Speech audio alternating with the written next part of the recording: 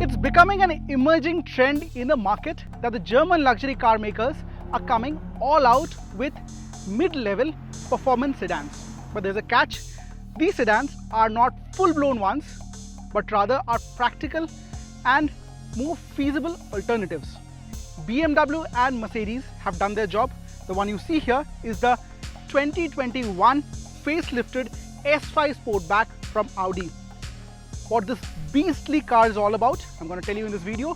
Give the video a like, share and hit that bell icon.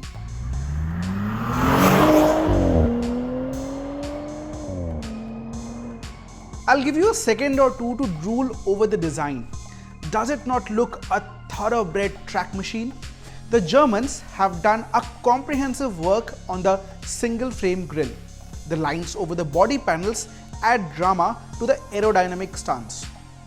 Head and tail lights, I bet very few would craft with as much precision as Audi does. Subtle bits that may go unnoticed are the S-profile trademark silver cap on the mirrors and the extra bling of chrome that wraps around the window profile. Did you like the first two quarters of the S5 Sportback? I don't find a reason to hate them.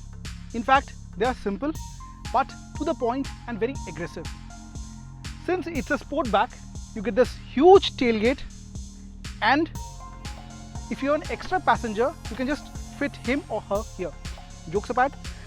Now this sloping roof line does give this a very hunkered down stance.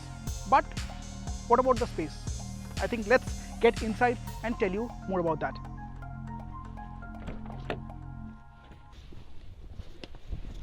Frameless doors, they look really sexy. S5, right? 5 people on the go? I think my suggestion of the boot makes more sense. 4 adults move around comfortably. Now, there is a bit of scooped out area, but again, if you are above 6 feet and 2 inches, I think it's not the best place to be in. Also, dimensions are cramped to call it very comfortable, but I think it's doable. Though you get other conveniences, it's more practical than an RS. I like it. Let's take you through the list of creature comforts. Audi's virtual cockpit feels crisp. I think the most driver-oriented display you would find out there. Then the Sportback flat-bottom steering wheel studded with voice command and car control keys. Pay extra and you get to enjoy Bang & Olufsen premium stereo and a heads-up display. The 30-color ambient lighting, which is however standard, looks dramatic around the visually wide cabin, which is essentially because of the horizontal lines. What's also standard in the mix is a compact sunroof, which Audi fictitiously calls panoramic. So many features, all brimming with top-notch material. I really like the cabin of the S5 Sportback. And you know, it's I think a general parameter set by Audi. They actually do perfect finishing job. How many S badges are there? 1 here, 2 here, few on the seats. थोड़ा ज़्यादा branding हो गया है. But you know what? Interior, मेरे को एक word दिमाग में घूम रहा है, पलंग तोड़. Exactly, you know. The Alcantara leather used for the seats gives so much of premium and rich feel. The instrument console kind of bears resemblance with the facelifted A4. That's not a bad thing actually. Things are very crisp here. For example, the rotary dial. This tick-tick feel, I absolutely love them. 3-zone climate control, you get multiple USB ports, a sporty S steering wheel, and a feel that actually calls for 80 lakh price that this car asks for.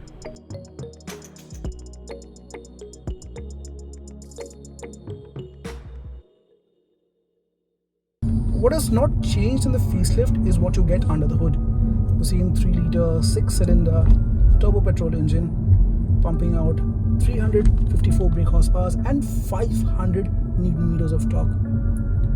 The power kicks in slightly late, around 5000 rpm, but the delicious torque is available at as low as 1500 rpm and it's well spread out.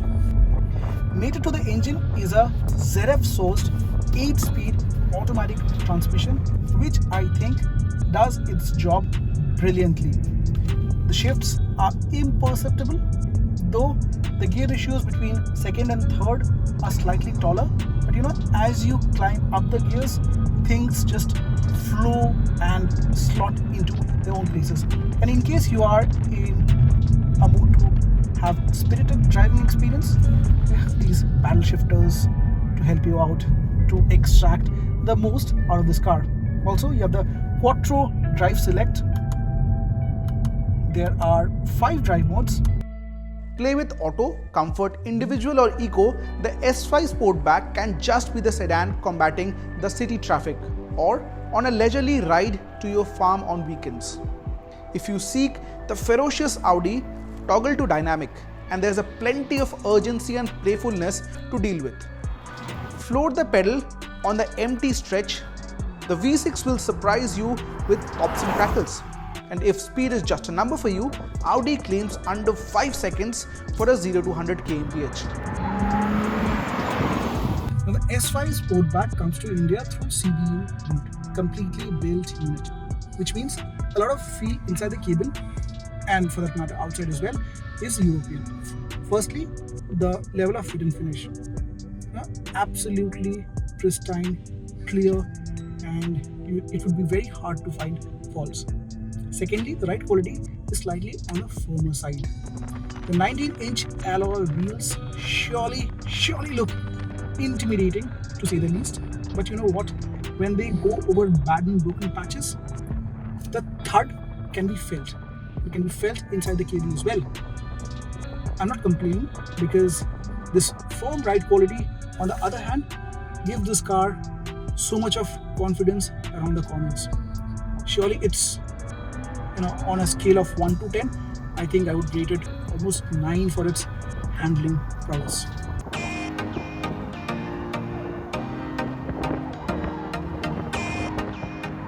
The seats are fantastic, which give that tasteful feel to a driver. But what actually enhances it is the Quattro. Now it is a 60/40 rear biased Quattro, and it just acts like a leech.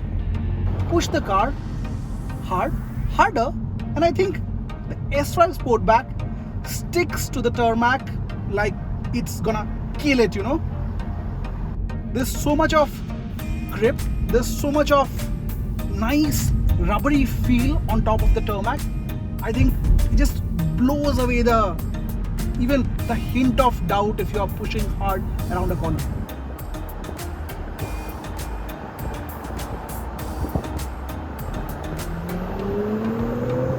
So the hierarchy of 5 climbs like A5, S5 Sportback and the full-blown RS5. Bringing this one, the blue hooligan, I think is a very practical marketing call because it bridges the gap of the triangle: practicality, performance and the pricing. Now at 80 lakh ex-showroom, this doesn't seem like the most affordable offering out there in the market, especially after BMW has come out with the M340i, which is now locally assembled, around 12 lakh cheaper than this one. But if you really like an Audi roar, I think this car will surely be on top of your bucket list. But for me, and I think a lot of you watching this, would be waiting for the e-tron, the electric Audi, which is set to come to our market in few months' time. That's all we have for you today. What do you think about the car? Let me know in the comments box below.